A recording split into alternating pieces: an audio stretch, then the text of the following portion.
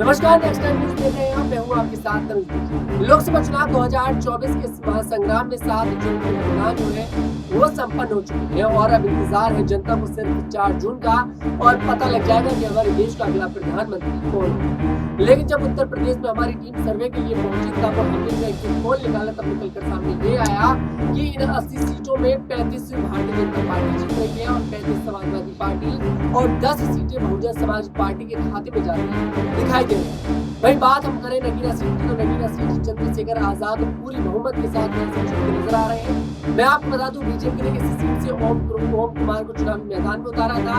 वहीं बीएसपी ने सुरेंद्र पाल को चुनावी मैदान में उतारा था। एएसपी यानी कि आजाद समाज पार्टी के चीफ चंद्रशेखर आजाद ने सीट से चुनाव लड़ा था और समाजवादी पार्टी की तरफ से मनोज कुमार चुनावी मैदान में। ऐसे में यहाँ पर चंद्रशेखर आजाद भारी बहुमत के साथ नगीना सीट से जीत हासिल करके नजर आ रहे हैं। वहीं दूसरी तरफ ये भी चर्चा तेज हो गई है कि अब चंद्रशेखर आजाद को इंडिया गठबंधन की तरफ से बड़ा ऑफर मिल सकता है और चंद्रशेखर आजाद अब इंडिया गठबंधन में शामिल हो सकते हैं। वहीं चंद्रशेखर आजाद आज ये भी कहते नजर आते हैं कि हम चुनाव परिणाम के बाद कोई ऐसा निर्णय ले सकते हैं। कुशीनगर सीट जैसे कि आप सभी जानते हैं स्वामी प्रसाद मौर्य वहां से चुनाव लड़े और चंद्रशेखर आजाद ने उन्हें खुला समर्थन किया। उनके बारे में चंद्रशेखर आजाद बात करते नजर आते हैं, कहते हैं कुशीनगर और जो हमारी सीट है हम आगे चलकर इंडिया गठबंधन के हित में फैसले सुनाएंगे नहीं सुनाएंगे आगे पर डिपेंड करता है। लेकिन यहाँ पर संभावना नजर आ रही है और भारतीय जनता पार्टी को बड़ा झटका उत्तर प्रदेश में लगता नजर आ रहा है। कुछ सवाल होंगे हमारे साथ इस वीडियो में मौजूद है आशु जी, बहुत बहुत स्वागत है आपका। सबसे पहले सवाल आपसे यही लेना चाहेंगे, नगीना सीट जो बड़ी महत्वपूर्ण सीट उत्तर प्रदेश में मानी जा रही थी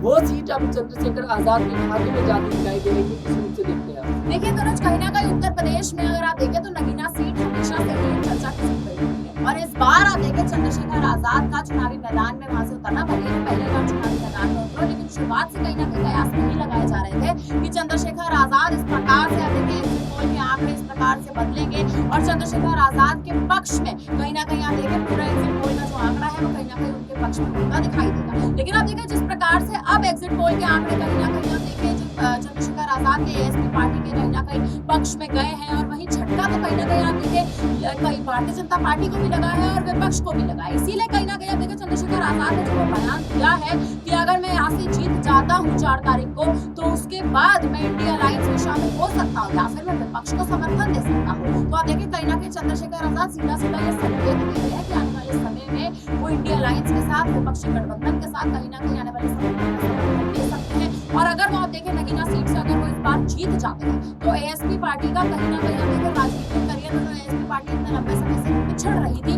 कहीं ना कहीं अब नगीना सीट के जरिए और चंद्रशेखर आजाद की जीत के जरिए इस बार के लोकसभा में कम से कम नगीना सीट पर कहीं ना कहीं देखें तो एएसपी का दबदबा बनना शुरू हो जाएगा। जी वाकई में ये नगीना सीट पर आजाद समाज पार्टी के चीफ यहाँ पर जीतते नजर आ रहे हैं चंद्रशेखर आजाद। वहीं बात करी जाए बीएसपी पार्टी की तो बीएसपी पार्टी की स्थिति इस बार बहुत ज्यादा कमजोर नजर आ रही है। कारण ये बताया जा रहा है कि 2019 में जो कैंडिडेट यहाँ से जीत कर आए थे जिनका नाम था गिरीश चंद्रा जी, उन्हें तकरीबन 5,68,378 वोट मिले थे और इस बार उनका टिकट काट कर यहाँ से बीएसपी ने सुरेंद्र पाल को चुनावी मैदान में उतार दिया था।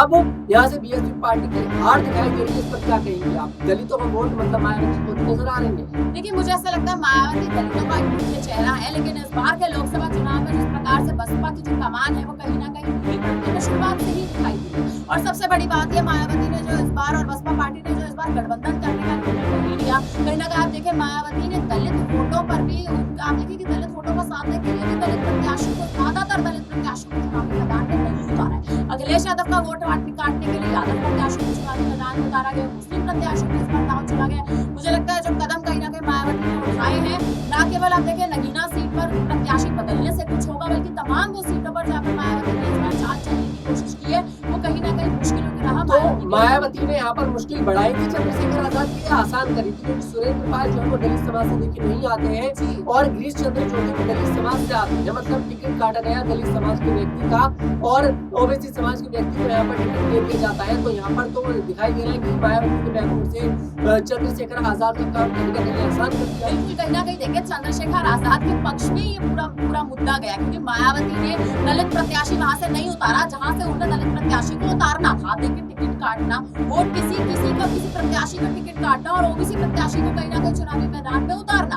अब देखिए मायावती ने कहीं ना कहीं इस प्रकार इस बार चली है और रणनीतियां उनके ही उन्हीं पक्ष में नहीं गई है। आप देखिए सीधा सीधा मुद्दा जो है वो कहीं ना कहीं नगीना सीट पर चंद्रशेखर आजाद के पक्ष में पूरा का पूरा समीकरण उनके पक्ष में घूमता हमने सीधे तौर पर शुरुआती तौर पर दिखाई दिया है। वही बात अगर 2014 की करी जाए तो बीजेपी के कैंडिडेट ने यहाँ से जीत दर्ज करी थी, जिनका नाम था यशवंत सिंह जी। टोटल वोट मिले थे 3,68,000। मतलब यहाँ पर बीजेपी ने भी देखिए एक बार परचम लहराया था। मतलब दलितों के लिए बिल्कुल गढ़ में जाकर बीजेपी अपना परचम लहराती नजर आई थी और कामयाब होती नजर आई थी 2014 में। इसका कारण में क्या मान लूं, मोदी की लहर आई थी इस वजह से।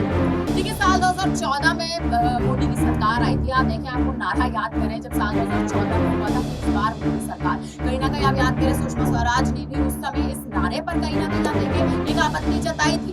लेकिन साल 2014 में आप देखें भारतीय जनता पार्टी ने आप देखें मैक्सिमम सीटों पर कहीं ना कहीं जीत दर्ज की और उसके बाद प्रधानमंत्री मोदी, देखिए नरेंद्र मोदी जो है वो कहीं ना कहीं पीएम फेस बने थे। उसके बाद आप देखें लगातार ऐसा नहीं कि समीकरण बदले नहीं, साल 2019 में समीकरण बदले और अब 2024 में तो बिल्कुल कहीं ना कहीं समीकरण बदलते दिखाई दे रहे हैं। उत्तर प्रदेश की कुछ सीटों पर जब भारतीय जनता पार्टी कहीं ना कहीं आप देखें पिछड़ रही है, ज्यादा चर्चा में बनी हुई है और उसका कारण यही है कि चंद्रशेखर आजाद कहीं ना कहीं यहाँ से जिस प्रकार से आप देखिए शुरुआती दौर से जब से आप देखें प्रत्याशियों का एक तरह से चयन हुआ था, उसके बाद से चंद्रशेखर आजाद लगातार चुनाव प्रचार कर रहे हैं, लगातार धुआंधार चुनाव प्रचार कर रहे हैं। भले ही वो पहली बार इस चुनाव में क्यों ना हो, लेकिन मुद्दा ये है कि भारतीय जनता पार्टी के पक्ष में तो देखिए सीट इस बार तो नहीं उठेगी। कहीं ना कहीं नगीना सीट इस बार तो आप देखिए चंद्रशेखर आजाद के ही पक्ष में जाएगी और बसपा अगर वहां से आप देखिए अपने पुराने प्रत्याशी को ही चुनावी मैदान में उतारते हुए दलित प्रत्याशी पर अगर कहीं ना कहीं दाव इस बार एक बार फिर से मायावती चलने की कोशिश करती 2019 की तरह, तो कहीं ना कहीं मुझे ऐसा लगता है वोट काटने का काम आजाद पार्टी का वो कर सकती है। जी बिल्कुल, लेकिन यहाँ पर देखा जाए तो चंद्रशेखर आजाद ने कितना झटका यहाँ पर देकर कामयाब हुई बीजेपी पार्टी की, क्योंकि उत्तर प्रदेश में सिर्फ एक सीट पर उन्होंने चुनाव